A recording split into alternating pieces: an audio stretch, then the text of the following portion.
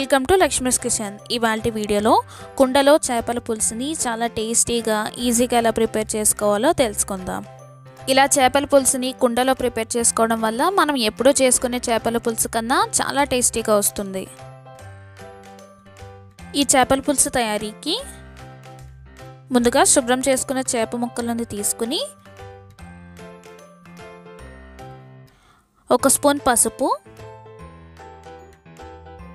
2 స్పూన్ల కారం,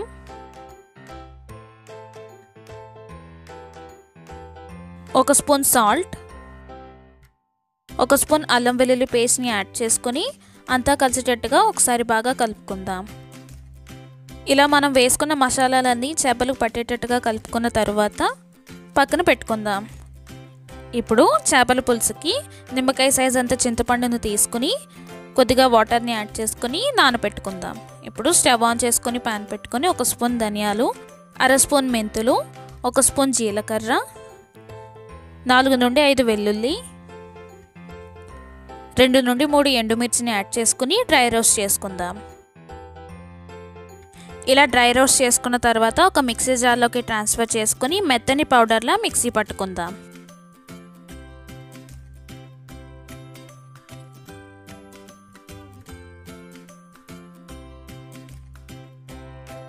ఇలా మెత్తని పౌడర్లా మిక్సీ పట్టుకున్న తర్వాత ఒక బౌల్లోకి తీసుకుని పక్కన పెట్టుకుందాం.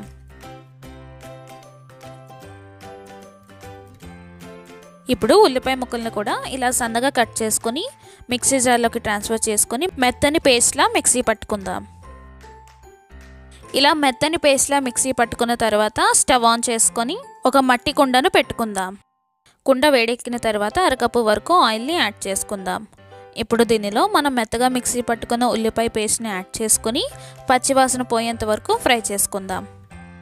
ఇలా ఉల్లిపాయ పేస్ట్ ఫ్రై అవుతుండగా 6 నుండి 7 పచ్చిమిర్చి చీలికలు అలాగే కొద్దిగా కరివేపాకును కూడా యాడ్ చేసుకొని ఫ్రై చేసుకుందాం. ఇలా ఉల్లిపాయ పేస్ట్ ఫ్రై అవుతుండగా రుచికి సరిపడా సాల్ట్ అలాగే 1 స్పూన్ పసుపును కూడా యాడ్ చేసుకొని ఫ్రై చేసుకుందాం. ఇలా ఫ్రై అయిన తర్వాత ఒక పెద్ద సైజ్ పండిన టమాటాను తీసుకొని ఇలా సన్నగా కట్ చేసుకొని టమాటాలు మగ్గేంత వరకు ఫ్రై చేసుకుందాం. టమాటాలు మగ్గిన తర్వాత 1 స్పూన్ వరకు అల్లం వెల్లుల్లి పేస్ట్ని యాడ్ చేసుకొని పచ్చివాసన పోయేంత వరకు ఫ్రై చేసుకుందాం. ఇలా ఫ్రై చేసుకున్న తర్వాత బెండకాయలను కూడా యాడ్ చేసుకొని 2 నిమిషాలు ఫ్రై చేసుకుందాం. ఇప్పుడు దీనిలో 3 స్పూన్ల కారం, 1 స్పూన్ సాల్ట్, 1 స్పూన్ ధనియాల పౌడర్, 1 స్పూన్ గరం మసాలా, సన్నగా కట్ చేసుకున్న కొత్తిమీరను కూడా యాడ్ చేసుకొని బాగా ఫ్రై చేసుకుందాం. ఇప్పుడు దీనిలో చింతపండు రసాన్ని కూడా యాడ్ చేసుకొని 2 నిమిషాలు మూత పెట్టుకొని మరిగించుకుందాం.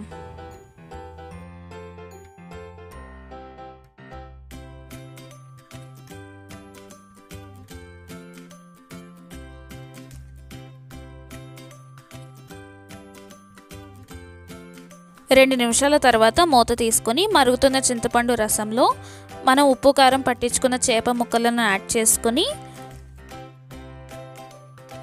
మనకి చేప ముక్కలు విరిగిపోకుండా గరిటె పెట్టకుండా ఒక క్లాత్తో కుండని ఇలా తిప్పుకుంటూ ఉండాలి. ఇలా తిప్పుకున్న తర్వాత 5 నిమిషాలు మూత పెట్టుకొని ఉడికించుకుందాం.